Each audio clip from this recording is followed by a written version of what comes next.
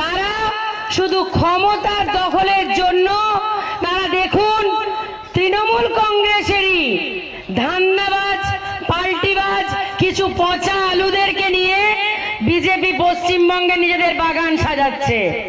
মানে তাদের ক্ষমতায় আসার জন্য বিজেপির রাজ্য স্তরে কোনো লিডার নেই, সেখানেও মমতা বন্দ্যোপাধ্যায়ের ফেলে দেওয়া পচা আলুদেরকে নিয়ে তাদেরকে সাজাতে হচ্ছে। এবার আপনারা ভেবে দেখুন, আপনাদের এখানে যিনি পর্যবেক্ষক ছিলেন, দয়া করে আমাকে নামটা জিজ্ঞাসা করবেন না, আপনারা সবাই জানেন, তিনি এই পাঁচিলের উপর বসেছিলেন বিগত 3 থেকে 4 বছর ধরে, রোজই জল মাপছেন। তারপরে করলেন কি, উনি পাঁচিল থেকে ঝাঁপ মারলেন। আপনারা ভাবুন, যে মানুষটার পরিবার 10 বছরেরও বেশি সময় ধরে আপনাদের দয়ার দান, মমতা বন্দ্যোপাধ্যায়ের দয়ার দান এত বছর ভোগ করে এসেছেন। MLA, MP, ministry, chairman, chairperson, এমনকি উনি এখন যাকে নির্লজ্জের মতন নাম না ধরে আমাদের প্রিয় যুবনেতা অভিষেক বন্দ্যোপাধ্যায়কে ভাইপো বলে কটাক্ষ করছেন, তো বলি উনিও তো বাপেরই বেটা। তার পরিচয়টা কি? তার বাবারই তো দয়াতে তিনি এমএলএ এমপি হয়েছেন। তাহলে আমরাও যদি তাকে বলি কই রে বাপের বেটা, সেটা কি সম্মানের হবে? বলুন, আমরা তো সবাই এক একটা করে পারিবারিক মানুষ, সেখানে আমরা কারো ভাইপো ভাইজি সন্তান, এটা তো স্বাভাবিক। আমরা তো কেউ বানের জলে ভেসে আসিনি, আমরা তো কেউ ওনার মতন অধিকারী মশাইয়ের মতন আমরা তো কেউ নিজেদেরকে অনাথ আশ্রমের ভাবি না। আজকে যদি তার হিম্মত থাকে, আমি অধিকারী বাবুকে বলতে চাইছি, বা তার দেখা দেখি যেসব বিজেপির নেতারা আমাদের যুব নেতাকে ভাইপো বলে কটাক্ষ করছেন, যদি মায়ের দুধ খেয়ে থাকেন, বাপের বেটা হয়ে থাকেন, তাকে নাম ধরে বলুন, তাহলে বুঝবো আপনাদের দম আছে। আসলে কি জানেন, তারা এত বছর নির্লজ্জের মতন মমতা বন্দ্যোপাধ্যায়ের দয়ার দান ভোগ করেছেন, আপনাদের দয়ার দান ভোগ করেছেন। তারপর তার মনে হলো মুখ্যমন্ত্রী হতে হবে। কিন্তু উনি যখন বুঝলেন যে উনি মুখ্যমন্ত্রীটুকু না হলে নাকি বঞ্চনা শিকার, আমার এদিকে মা বোনেদের বলছি, তখন যখন বুঝলেন যে আপনারা পশ্চিমবঙ্গে মমতা বন্দ্যোপাধ্যায় ছাড়া আর কাউকে মুখ্যমন্ত্রী মেনে নেবেন না, এবং তৃণমূল কংগ্রেসে মমতা বন্দ্যোপাধ্যায় মুখ্যমন্ত্রী হবে, তখন ওনার মনে হলো যে এবারে তো জেল খাটার সময়ও চলে এসছে। কারণ উনি এতদিন বিজেপির নেতাদের কথাই ছিলেন, নারদা চোর দুষ্ট ছিলেন, আর সে কোন সাবান বলে জানি না, মা কাকিমারা জানেন নাকি যে কোন সাবান বলে তৃণমূল থেকে যাওয়া রাতারাতি নাকি যখন বিজেপিতে তারা থাকে না চোর থাকে, আবার বিজেপিতে গেলেই নাকি সাধু হয়ে যায়? জানেন এমন কোন সাবান আছে? আমার তো অন্তত জানা নেই, আমি তো বিজেপি ছেড়ে এলাম, আমার জানা নেই কিন্তু সেই সাবানটা কি সাবান যেটা নাকি তৃণমূলের চোর রাতারাতি নাকি বিজেপিতে সাধু হয়ে যায়। তো সেই তার যখন মনে হলো যে এবারে তো মুখ্যমন্ত্রীটাও হব না, কারণ মানুষ তৃণমূলে মুখ্যমন্ত্রী একজনকেই মানে, পশ্চিমবঙ্গের মা মমতা বন্দ্যোপাধ্যায়কে, এবং দেখলেন যে জেল খাটাটাও সুনিশ্চিত হয়ে আসছে, তখন পাঁচিলে বসে থাকা ঘাপটি মারা নেতার মতন আপনাদের হাজার হাজার মানুষের, লক্ষ লক্ষ মানুষের বিশ্বাস ভেঙে উনি পাঁচিল থেকে ঝাঁপ মারলেন কোথায় না, সেই সাবানের পার্টি, সে সাবানের বলে চোর নাকি সাধু হয়ে যায়। আর আপনাদের একটা কথা নিশ্চয়ই জানতে ইচ্ছে করছে যে আজকে উনি গেছেন, তারপর ওনার ভাই গেছেন, লাইনে অনেক আছে, চিন্তা করবেন না। আমার তো মনে হয় যে পায়ে কাঁটা ফুটে থাকলে সেই কাঁটা যদি আমরা না সরাই গোটা শরীরে ক্যান্সার হয়ে যেতে পারে। গোটা শরীরটাকে ক্যান্সারের হাত থেকে বাঁচাতে গেলে এই রকম কাঁটারা যত আমাদের দল থেকে বেরিয়ে সাবান পার্টিতে যে সার্কাস দেখাবে আমাদের তৃণমূল কংগ্রেস, তত বেনজল বেরিয়ে গঙ্গা জলের মতো শুদ্ধ হবে। আপনাদের নিশ্চয় মনে হচ্ছে যে আমি বিজেপি ছেড়ে কেন তৃণমূলে এলাম। নিশ্চয়ই এটাই এখন সবার মনের প্রশ্ন। কেন এলাম জানেন? যে বিজেপি ধর্মের লড়াই লাগায়, হিন্দু মুসলিমের লড়াই লাগায়, এবং সর্বোপরি কি জানেন, হিন্দুদের মধ্যেও জাত বিভাজন করে। ব্রাহ্মণ সমাজ, ঠাকুর সমাজ, শিডিউল কাস্ট, শিডিউল ট্রাইব, পিছড়ে বর্গ, দলিত সমাজ তাদের সঙ্গে মিশতে পারে না। এবার আমি ভাবুন, আমি একটি শিডিউল কাস্ট তপশিলি সম্প্রদায়ের মহিলা, একটি পড়াশোনা জানা মহিলা, যেটাকে তথাকথিত শিক্ষিত বলে। এবার আমরা তো সবাই জীবনে এই দিনটা দেখতে চাই যে আমরা যেন আমার বাবা মাকে গর্ব করতে পারি, বাবা মাকে গর্ব অনুভব করাতে পারি নিজেদের কাজে। তেমনি কোথাও কিন্তু আমরা নিজেদের সমাজের প্রতিও দায়বদ্ধ, কারণ আমরা সবাই সামাজিক জীব, একা একা কেউ বাঁচতে পারি? ভাবুন তো, আজ দীর্ঘ 8-9 মাস আমরা সবাই করোনার বিরুদ্ধে ঘরবন্দি ছিলাম। ভালো লাগছিল? ভালো লাগছিল? কেমন পাগল পাগল লাগছিল, কারো মুখ দেখতে না পেয়ে, কারোর সাথে কথা বলতে না পেরে। কেন? আমরা সবাই সামাজিক জীব, সবাই সবার জন্য বাঁচবো, প্রত্যেকে আমরা অপরের জন্য বাঁচবো, তবেই নিজের জন্য বাঁচাটা ভালো হবে। এবার যখন দেখলাম যে এই দলে শিডিউল কাস্ট, শিডিউল ট্রাইব বা তপশিলি সম্প্রদায়ভুক্ত পিছড়ে বর্গ যারা, তাদেরকে সম্মান দেওয়া হয় না, তাদের যোগ্যতা থাকলেও দাবিয়ে রেখে দেওয়া হয়। আমি ভেবে দেখলাম যে আমি যদি শুধু নিজেরটুকু ভেবে বাঁচি, আজকে আমি যতটুকু পড়াশুনো করেছি সেটুকু যদি আজকে আমার সমাজের আমার মতো যারা অনেক একাকী নারীর লড়াই শুরু করে, তাদের যন্ত্রণাটা যদি অ্যাসেম্বলি বা পার্লামেন্টের মাধ্যমে মানুষের কাছে বিচারের জন্য পৌঁছতে না পারি, তাহলে আমার বেঁচে থাকাটা কি সত্যি সম্মানের বেঁচে থাকা, না স্বার্থপরের বেঁচে থাকা? সেই স্বার্থপরটা হতে পারিনি। তাই মনে হলো যে এই সাবান পার্টি ছেড়ে বেরোনো উচিত। এবং জানেন, ওই দলটিতে নারীদের সম্মান সুরক্ষাও নেই।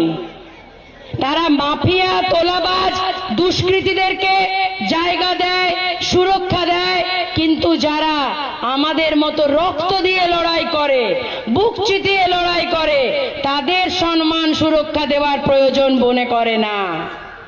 কিন্তু আমার দলনেত্রী, আমার যুব নেতা আমাকে সম্মান দিয়ে তাদের গলায় জড়িয়ে নিয়েছেন। আজকে ভাবুন, আমি সেই পার্টির জন্য রক্ত দিতে এসেছি একটা নারী হয়ে, যে দলটা একটা নারীর হাতে আপনারা আজ থেকে অনেক বছর আগে তুলে দিয়েছিলেন। 1998 সালের 1 জানুয়ারি আমার দল তৃণমূল কংগ্রেস পথ চলা শুরু করেছিল।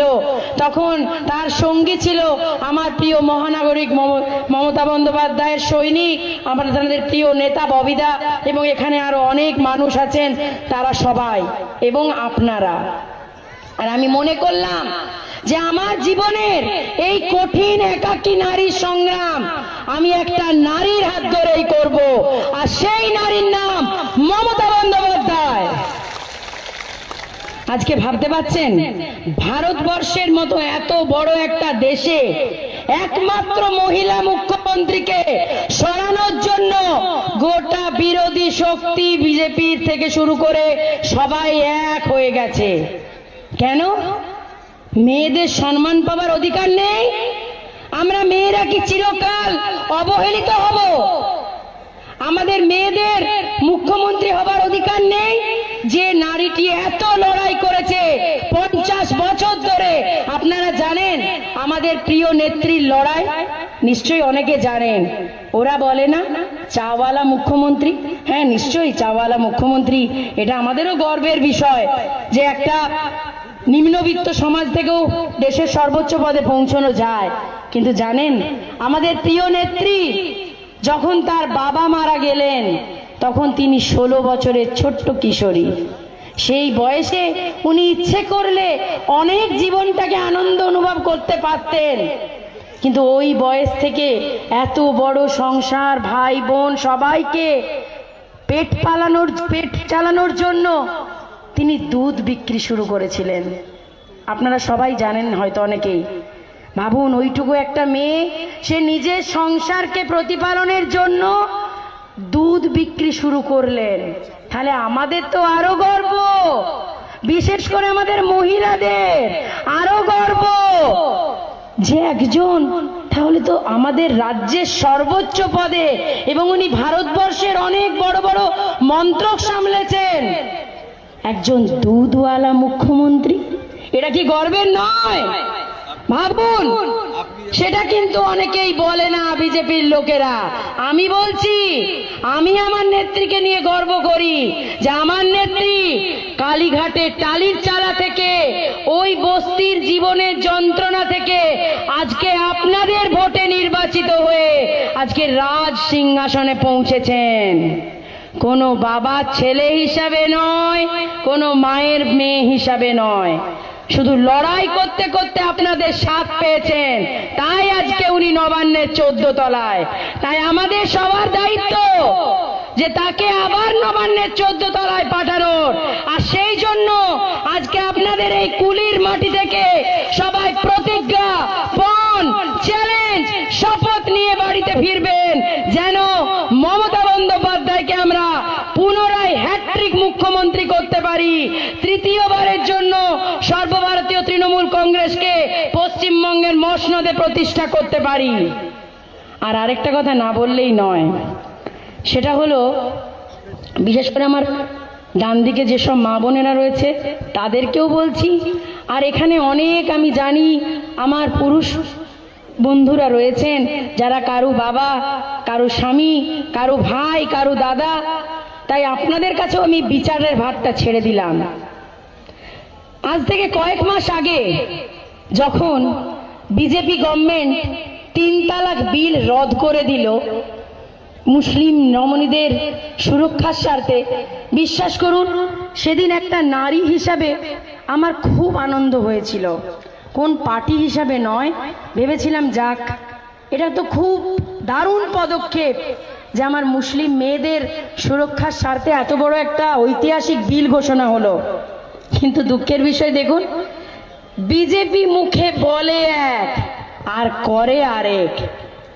যখন আমি ঠিক করলাম যে আমি বিজেপি ছেড়ে তৃণমূল কংগ্রেসে একটা নারীর নেতৃত্বে লড়াই শুরু করব জীবনের, তখন সেই দলেরই সাংসদ, যার জন্য আমি আমার জীবনটাকে মৃত্যুর সামনে দাঁড় করিয়ে দিয়েছিলাম, প্রতি মুহূর্তে মৃত্যু নিশ্চিত জেনেও স্বামীর পাশে থাকাটা স্ত্রীর কর্তব্য, স্বামীর লড়াইয়ে পাশে থাকাটা কর্তব্য, সেটা বুঝে যখন তার সাথ দিলাম এবং অনেক কিছু সহ্য করেও যখন তাকে আপনাদেরই মতন বিষ্ণুপুর লোকসভার জনগণের আশীর্বাদ নিয়ে জেতাতে সক্ষম হলাম, তখন বিশ্বাস করুন তার চেয়েও বেশি আমার আনন্দ হয়েছিল আমার জনগণের ভালোবাসা পেয়ে। কিন্তু সেই মানুষটি যখন কংগ্রেস ছেড়ে তৃণমূলে গেছিল, আমি তখন সাথ দিয়েছিলাম। যখন তৃণমূল ছেড়ে বিজেপিতে গেল, মন থেকে মানতে পারিনি, বিশ্বাস করুন খুব যন্ত্রণা হয়েছিল। কারণ সেই ছোট্ট বয়স থেকে যখন ক্লাস 8-9-এ পড়তাম রাজনীতি বুঝতাম না, কিন্তু একটা নাম খুব চর্চায় থাকতো, সেটা হচ্ছে মমতা বন্দ্যোপাধ্যায়। তো আমার যেখানে বাপের বাড়ি বাঁকুড়ার বড়জোড়ায়, উনি 99 সালে একবার সন্ধেবেলার ওনার একটা জনসভা ছিল, তো সেখানে আসার কথা। বাচ্চা মেয়ে, 7টা পেরিয়ে গেছে, প্রায় 9টা বাজতে যাচ্ছে, ঘুমে চোখ ঢুলে আসছে। তো আমার বাবা মা বলছে যে ঘরে যে ঘুমোবে যাও, আজকে দিদির আসতে দেরি হবে। কোনো জায়গায় উনি জ্যামে মনে হয় ফেঁসে গেছিলেন, অন্য কোনো জনসভা থেকে ফিরতে তার রাত হয়ে গেছিল।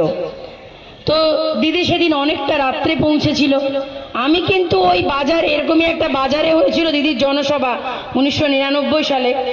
তো আমি বিশ্বাস করুন ঘর যাইনি, বলেছিলাম না যত রাতে হোক মমতা বন্দ্যোপাধ্যায়কে দেখবো।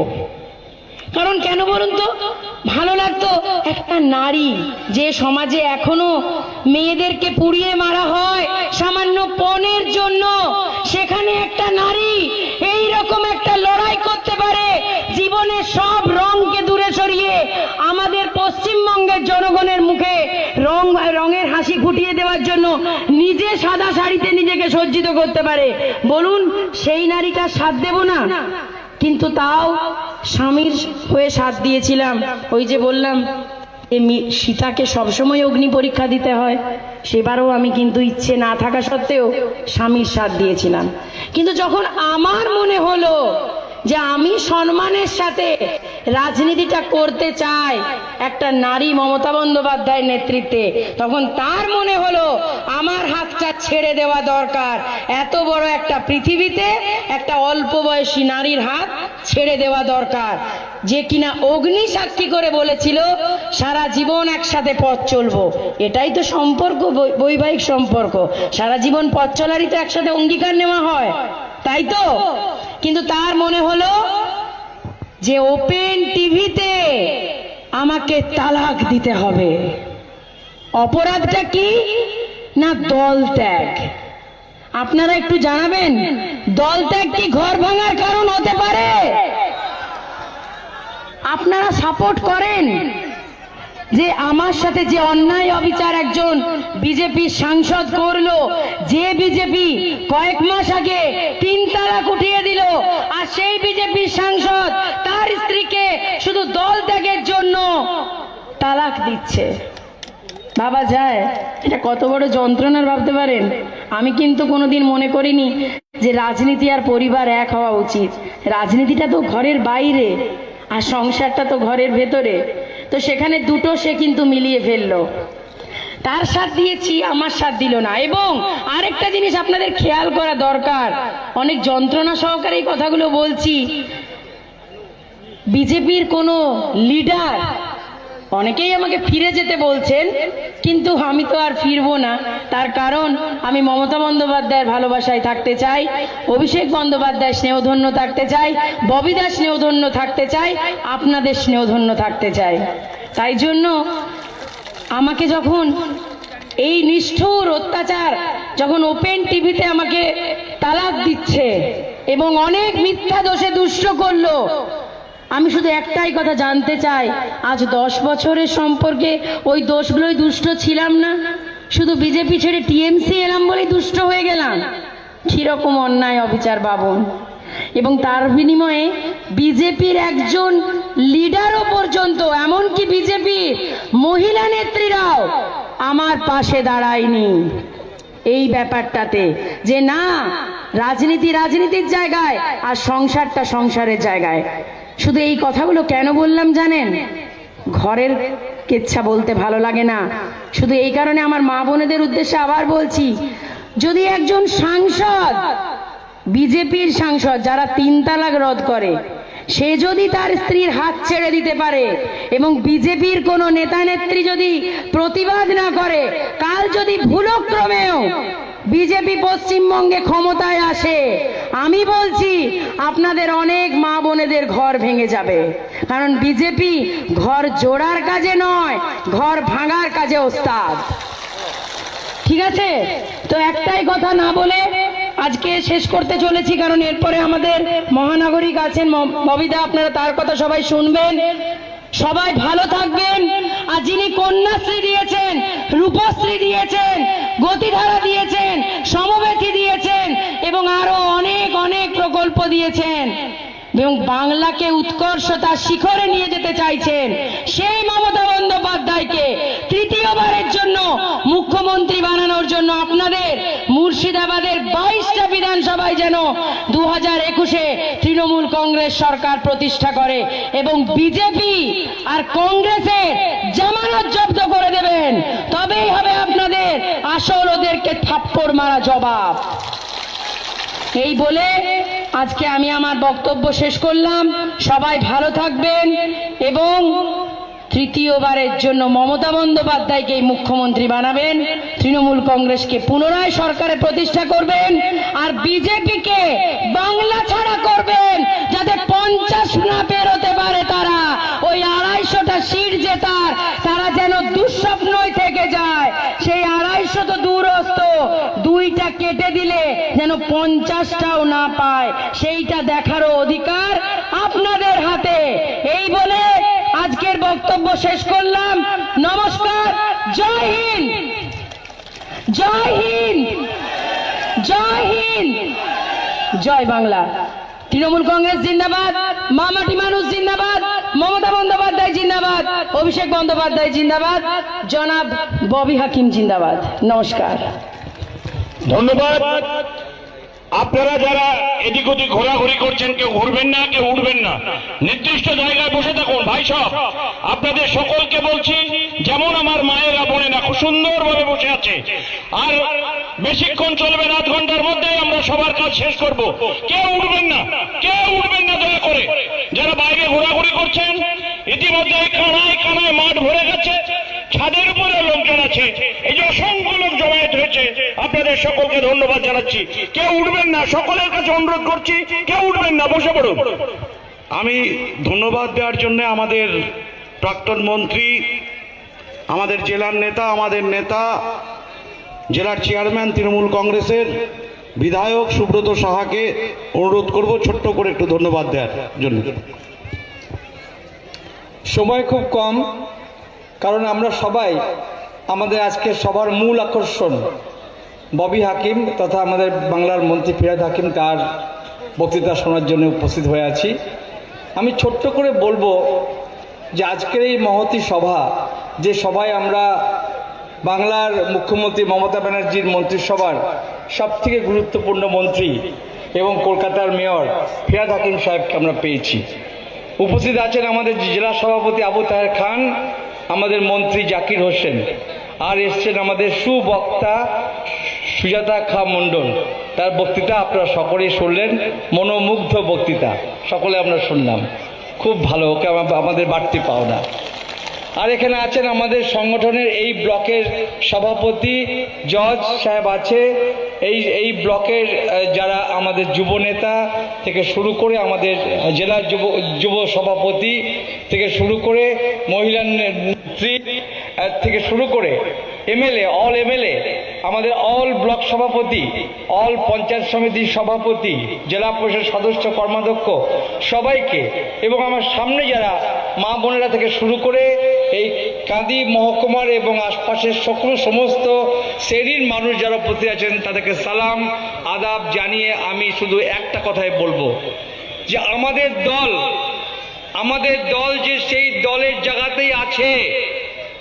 কেউ ছেড়ে গেলেও যে আমাদের দল এই পতাকা ছেড়ে যায়নি, তার প্রমাণ আজ এই কুলিশ সভা, যে কুলিশ সভাতে মাত্র 2 দিনের নোটিশে আজ এত হাজার হাজার মানুষের সমাবেশ হয়েছে। এর থেকে প্রমাণ করে দেয় যে তৃণমূলকে ছাড়া যায়, তৃণমূলকে ভাঙা যায় না। বাংলার নেত্রী মমতা ব্যানার্জি, যার হাত ধরে, যাকে দেখে আমরা একদিন কংগ্রেস ছেড়ে এই দলে যোগদান করেছিলাম। কেন জানেন? 2টো কারণ। একটা কারণ হচ্ছে সিপিএম এর দাবেদারি করতে পারবো না, আর একটা কারণ হচ্ছে 30 বছর 34 বছর বাংলাকে সিপিএম যে পিছিয়ে দিয়ে গেছে, যদি তাকে উন্নয়ন করতে হয় তাহলে মমতা ব্যানার্জি হাত ধরা ছাড়া আমাদের কোনো রাস্তা থাকবে না। মমতা ব্যানার্জি মহাসমুদ্র, তিনি বঙ্গোপসাগর, তিনি প্রশান্ত মহাসাগরের মতো শান্ত, তিনি আটলান্টিক মহাসাগরের মতো তিনি দুর্দম। তাই এই দল যেখানেই যে ছেড়ে যাক না কেন, নদীর যেমন উৎপত্তি যেখানেই হোক, সেই গিয়ে মিলতে হয় সাগরে। তা যারা দল ছেড়ে যাচ্ছে, জেনে রাখুন একদিন তাদের আবার সেই মাথা নিচু করে এই দলে আসতে হবে।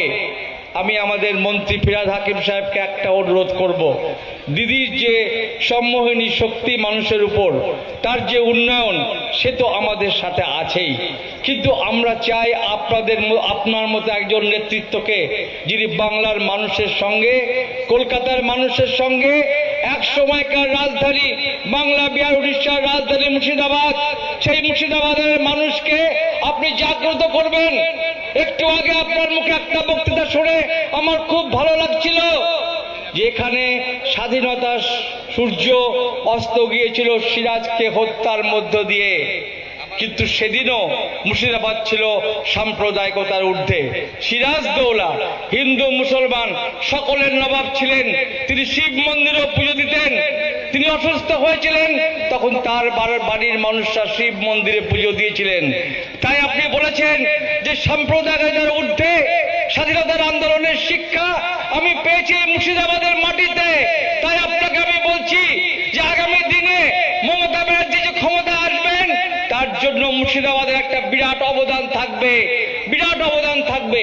গত লোকসভার ইলেকশনে আমরা 16টা বিধানসভায় এগিয়ে আছি, আপনি আজকে এসছেন, বাকি 6টা আপনাকে পূরণ করে দিতে হবে। আপনার কাছে সেই দাবি আমরা রাখছি, আপনি যদি গোটা জেলায় সভা করেন আমরা 6টা পূরণ করে দেব। আর আপনারা বলুন, আগামী নির্বাচনে মুর্শিদাবাদ থেকে আমরা 22-এ 22 দিতে পারবো কিনা? পারবো আমরা, আমাদের মানুষ আজ সে কথাই বলছে। আমি তাই দীর্ঘ বক্তৃতা করব না, আমাদের বক্তৃতা তো সবসময় আপনারা শুনবেন, আমরা ফিরাদ হাকিমের বক্তৃতা আগামী দিনে শুনবো, এই মুহূর্তে শুনবো। তাই আমি আমার সংক্ষিপ্ত বক্তব্য এখানে শেষ করলাম। ভালো থাকবেন, সবাই মিলে আমরা আন্দোলন করব। মমতা ব্যানার্জি জিন্দাবাদ, তৃণমূল কংগ্রেস জিন্দাবাদ, আমাদের ববি হাকিম জিন্দাবাদ, অভিষেক বন্দ্যোপাধ্যায় জিন্দাবাদ। ধন্যবাদ। ধন্যবাদ সম্মানীয় সুব্রত শাহ মহাশয়কে, যিনি আমাদের জেলার চেয়ারম্যান দলের। আমাদের অনেক নেতৃবর্গ আছেন, আমরা পেয়েছি অসিত মাল মাননীয় সাংসদ, আমরা পেয়েছি সুজাতা মন্ডল খান, জনাব খলিলুর সাহেব, অনেক নেতৃবর্গ, একজন মুর্শিদাবাদ জেলার সমস্ত স্তরের নেতৃবর্গ আজকে এই মঞ্চে আছেন আমাদের সকলের অভিভাবক সম্মানীয় ফিরাদ হাকিম। তাকে আমরা একবার হাততালি দিয়ে অভিনন্দন জানাই মুর্শিদাবাদের পক্ষ থেকে। তিনি এর আগে 2টো সভা করেছেন, একটা জিয়াগঞ্জে, একটা লালবাগে, ঐতিহাসিক মুর্শিদাবাদ শহরে। সেই সভায় উপচে পড়া ভিড় ছিল, আমরা তাকে অভিনন্দন জানিয়েছি। আমি আমার বক্তব্য দীর্ঘায়িত করবো না, করে বক্তব্য রাখবো না। এবার উনি বলবেন, তার আগে এই কলির সভায় দাঁড়িয়ে যারা আমাদের সভাকে সাকসেসফুল করেছেন, কলির সমস্ত নেতৃবর্গ এবং আপনারা যারা এই জেলার বিভিন্ন প্রান্ত থেকে এসে অসংখ্য মানুষ, প্রায় 1 লক্ষ মানুষ এই সভায় হাজির হয়েছেন, অনেক মা বোন এসেছেন, তাদের সকলকে আমি আমার অন্তরের অন্তঃস্থল থেকে কৃতজ্ঞতা জানাই, ভালোবাসা জানাই এবং অভিনন্দন জানাই।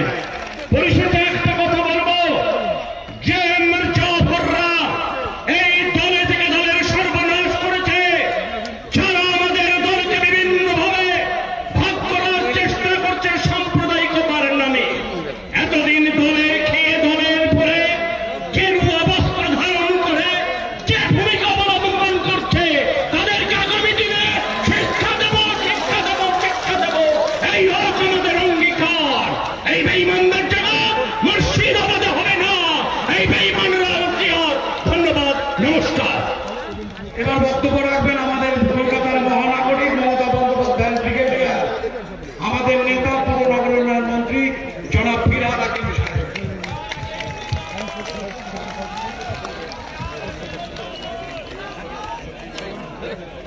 আমার অত্যন্ত প্রিয় বন্ধু, আমরা একসাথে দীর্ঘদিন এমএলএ ছিলাম। আমাদের